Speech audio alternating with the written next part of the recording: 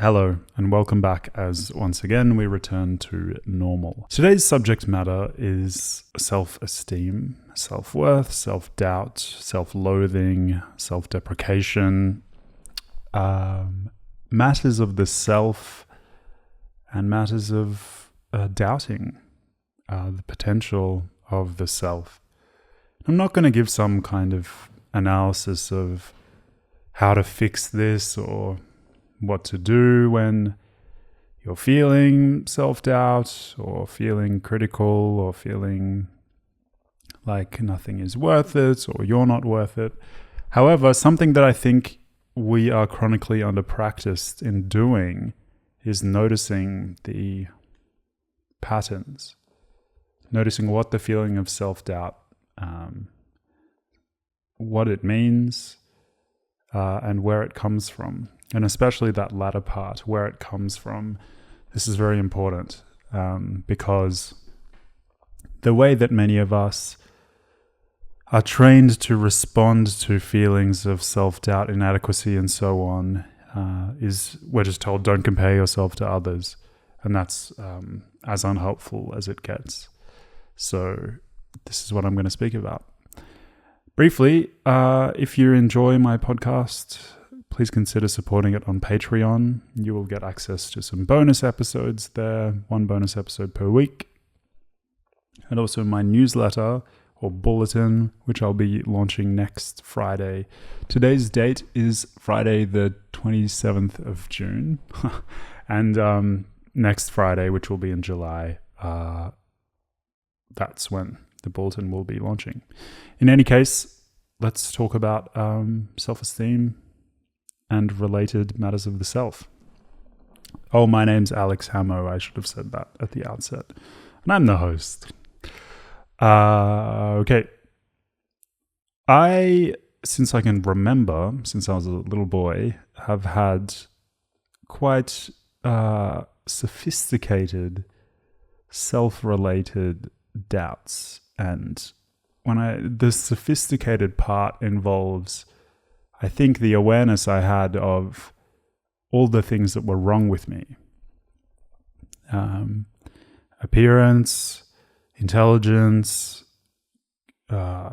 physical, athletic capacity, emotional capacity, all of these kinds of things. You know, I'm sure all of us have kind of had moments where we've doubted the various parts of our personality and our being. And like most things, as we grow and as we get older, the footprint left by these things diminishes for whatever reason. Maybe we attribute meaning to other things. Maybe we learn how to deal with these things. Maybe other more important things take their place, or take the place of whatever it is that is filling our anxious mind. But some things have remained for me. The thing I think which continues to cause me the greatest pain is the feeling of self-inadequacy. That I think, I've spoken about this in previous episodes, but I'm the child of two immigrants, and I am often I ask myself, whether it was worth the immigration project. Obviously it is, like Australia, where I live in Melbourne, is, I think, one of the best cities in the world. But I really struggle to tell myself that, I've made my parents proud. And even though there is something very traditional about this thinking, that it's so important to make your parents proud, there's nothing really I can tell myself to convince myself that this isn't one of the most important kind of motivating factors which gets me through the day. And I think many people will agree with this sentiment. And even if you don't, maybe you want to make yourself proud, or maybe you want to make your partner proud, or your friends proud, whoever it is, your children proud.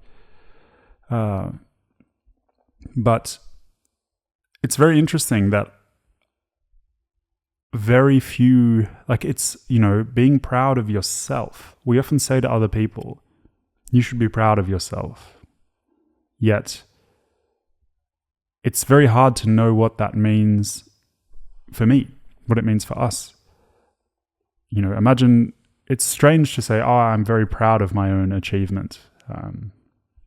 There is something kind of pathological about this intuitively. Maybe it's not true. I don't imagine there is much that's actually wrong with being proud of things that you do. For example, I wrote a thesis a few years ago, and that's what comes to mind when I ask myself, what am I proud of most recently? That's one of the things that I'm proud of.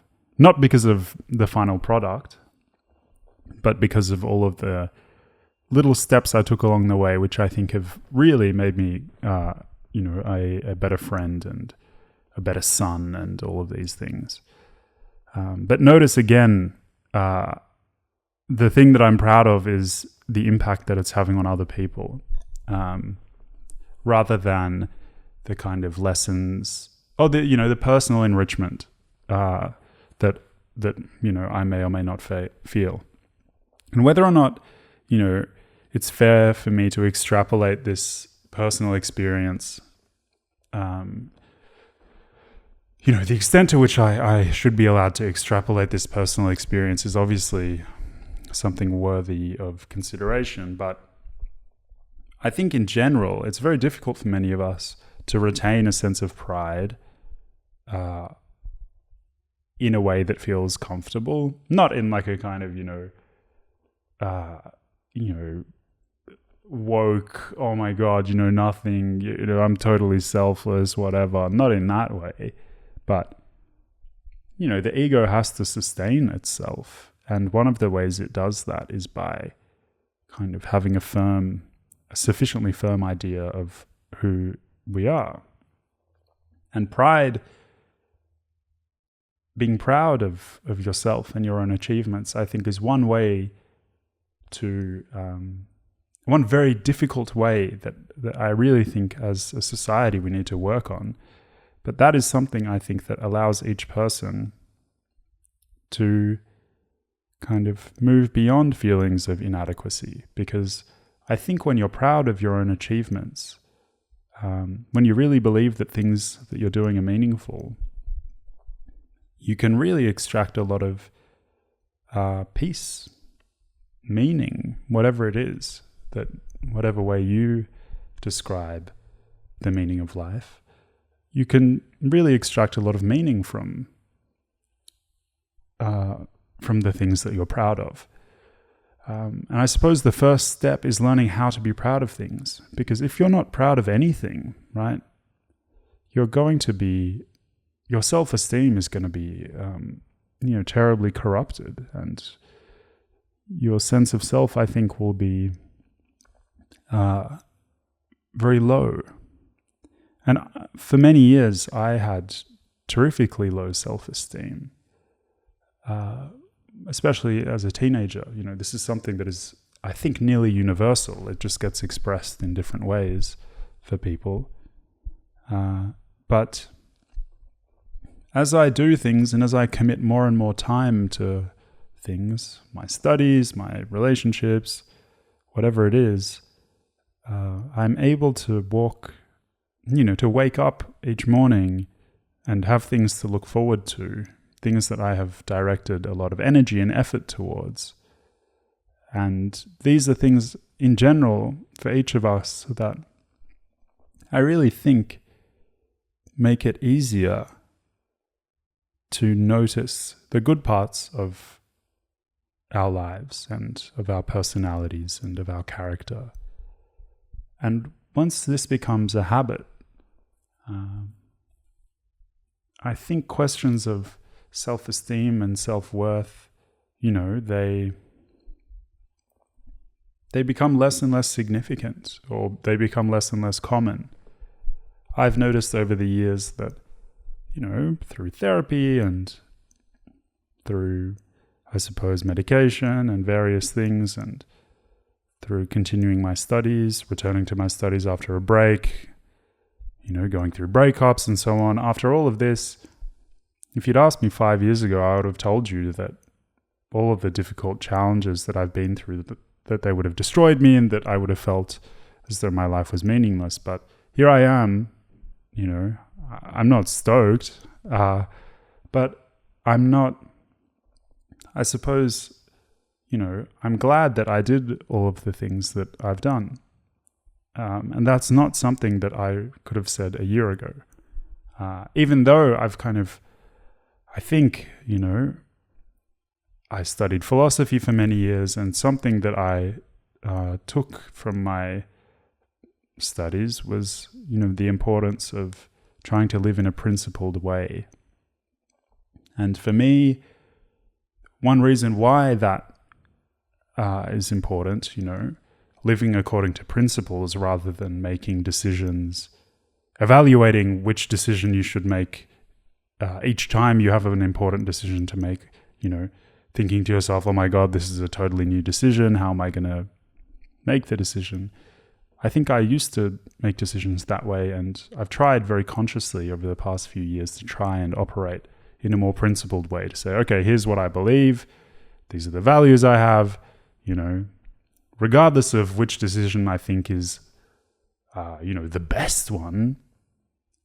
What I really need to ask myself is which decision is most consistent with my principles, my moral principles. And I really think that this has raised my self-esteem very significantly, because it has really interrupted the anxiety I have felt making decisions. And so even if I make a decision that, isn't necessarily the best one and has consequences which, are difficult,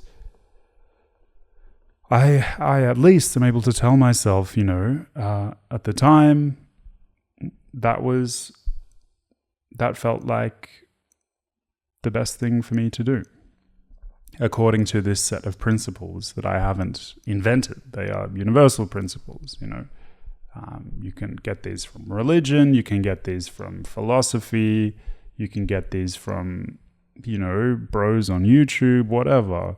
There's kind of many different ways for you to try and consolidate your own moral framework, consolidate your understanding of your own moral framework. But for me, what I'm realizing is that my self-esteem is very closely connected to my ability to live out my moral values.